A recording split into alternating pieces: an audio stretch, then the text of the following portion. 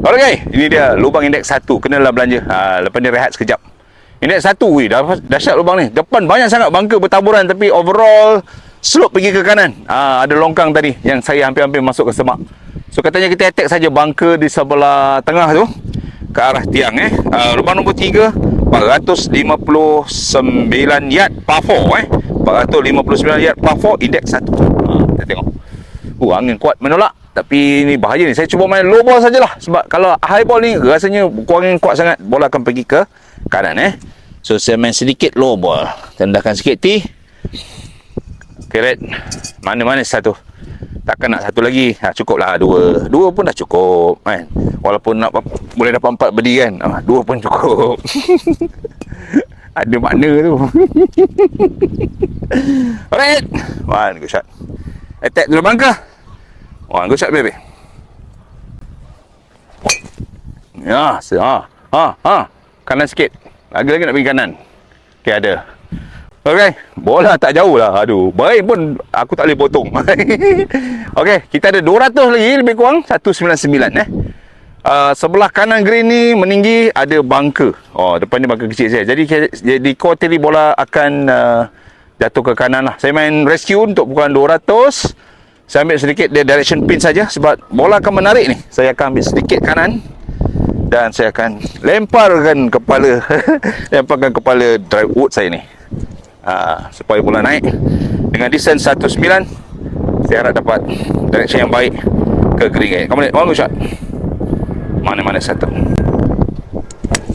Yes, come on. Wow, betul lah. Dia menghala ke bangka kanan tu. Alright, pemandangan daripada green menghala ke fairway tadi guys. Sebelah kanan sana.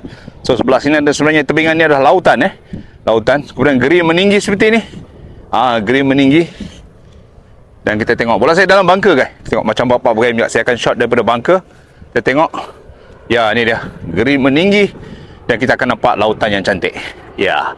Apa jadi dengan pukulan saya? Kita tengok bagaimana hasilnya nanti. Alright.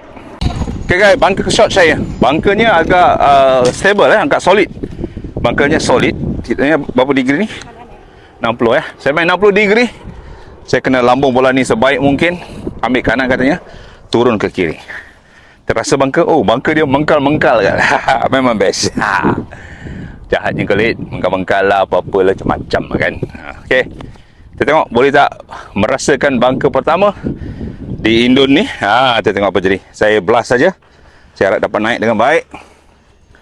Kamu lihat. One good shot. Blast dia satu. One good shot baby. Yes. Yeah. Okey lah. Tak turun. Alright guys, papat saya menurun, mencuram. Speed nak kena jagalah ni kot. Ya kan dia nak turun balik, tak turun lah. Mana? Kanan. Kanan dia dah turun kiri Kita tengok. Boleh tak saya masukkan part ni. Ni kena manja-manja lah part ni Tak adalah menerjal sangat. Kanan. Turun kiri. Right. Kalau masuk memang ajaibul. Ajaib lah kalau masuk ni. Susah sebenarnya ni. Dia rem turun. Saya tak tahu nak ngagak macam mana. Ni bukan home club. Kita tak tahu. Kita ikut je cakap KD.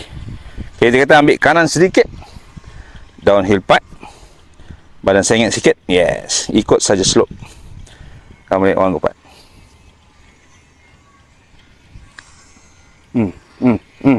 Pergi sana terus.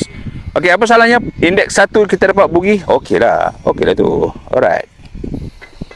Okey.